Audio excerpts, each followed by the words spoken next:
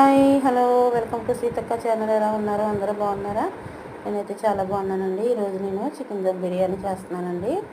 దానికి కావాల్సిన పదార్థాలు తయారు చేసే విధానం చూసిద్దామండి. నేను అరకేజీ చికెన్ తీసుకున్నానండి. అరకేజీ చికెన్కి అరకేజీ బాస్మతి రైస్ తీసుకున్నాను. దానికి కావాల్సిన మసాలాలు పుదీనా, ఉల్లిపాయలు, కొత్తిమీర, పచ్చిమిరపకాయలు, బ్రౌన్ ఆనియన్స్ కూడా పెట్టుకున్నానండి. పక్కన అల్లం వెల్లుల్లి పేస్టు, రుచికి సరిపడగా ఉప్పు, కారం, ఒక అరకప్పు పెరుగు, బాస్మతి రైస్ నానబెట్టానండి. అరకేజీ చికెన్కి అరకేజీ తీసుకున్నాను అనమాట. రైస్ కూడా కడిగేసి ఒక గంట నానబెట్టుకుని పక్కన పెట్టుకుందాం. మసాలాలు చూపించాను కదండి, అవి ఇలాగ మిక్సీ కొట్టుకోవాలన్నమాట. మరీ మెత్తగా కాదు. మనం ఎందులో చేయాలనుకుంటున్నామో బిర్యానీ అందులోనే మనం మసాలా కూడా ప్రిపేర్ చేసుకుందాం అండి. చికెన్ వేసేస్తాను నేను. అరకేజీ చికెన్ అన్నాను కదండి, ముగ్గురికి అయితే కరెక్ట్గా సరిపోద్దండి బిర్యానీ.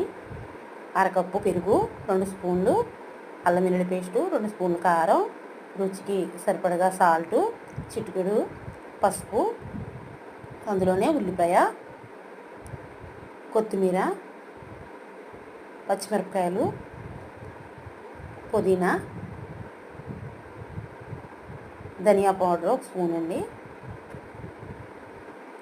ఒక పెద్ద సైజు నిమ్మకాయ అండి, రసం తీసి పోసాను. ఆనియన్స్ వేపి పెట్టుకున్నాం కదా, అందులో సగం వేసుకుంటున్నానండి నేను. మసాలా ఆడిపెట్టాను కదా, ఆ మసాలా మీరు ఘాటుని బట్టి వేసుకోవచ్చండి. నాకు దీనికి సరిపోతుంది, అలా వేసాను. 1 కప్పు ఆయిల్. ఈ మొత్తం మసాలా బాగా పట్టించుకోవచ్చండి. అందులోనే 1 గంట పాటు అలా కలిపేసి పక్కన పెట్టేసుకుందాం.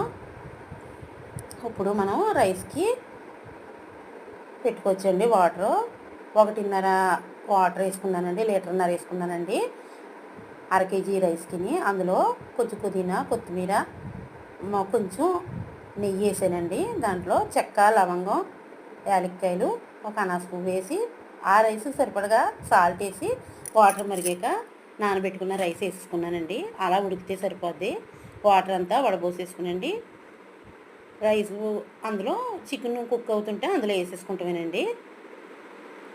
దాని మీద పుదీనా, కొత్తిమీర, బ్రౌన్ ఆనియన్స్, నేను వేడి పాలల్లో కుంకుమ పువ్వు వేసి పెట్టానండి, అది కూడా వేస్తున్నాను. టేస్ట్ బాగుంటుందని కొంచెం నెయ్యి వేస్తున్నానండి.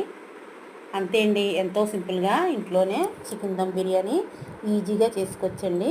మీకు కనుక నచ్చితే కనుక లైక్ చేయండి, షేర్ చేయండి, సబ్స్క్రైబ్ చేసుకోండి ఫ్రెండ్స్. Thank you.